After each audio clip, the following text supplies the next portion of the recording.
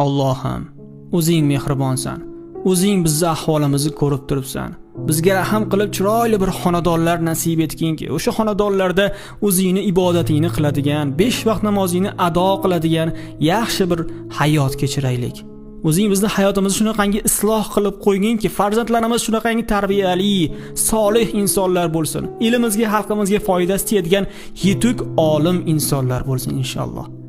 Allohim, ota-onamizni ko'rib turibsan, ibodatlariga, issiq suv, sovuq suvga sharoitlari yetadigan chiroyli bir xonadonlar nasib et, qiynalishmasin qaragan chog'larda. Allohim, o'zing mehribonchiligingni ko'rsatib shunaqangi chiroyli uylar nasib etginki, o'sha uylarda qarindosh urug'larimizni chaqirib, siylay rahim qilib, chiroyli bir katta dasturxonlar, ehsonlar tarqataylik.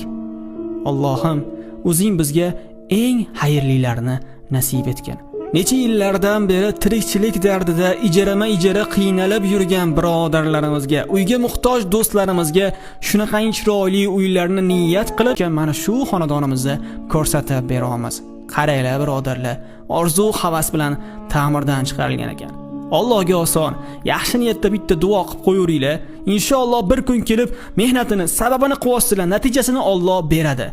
Haqiqiy san'at asari bo'pti. Qaranglar, bekami ko'z, umuman kamchilik topa olmaysizlar. Inshaalloh menga ham nasib ro'za aylasin deganlar, inshaalloh deb yozib qoldiringlar.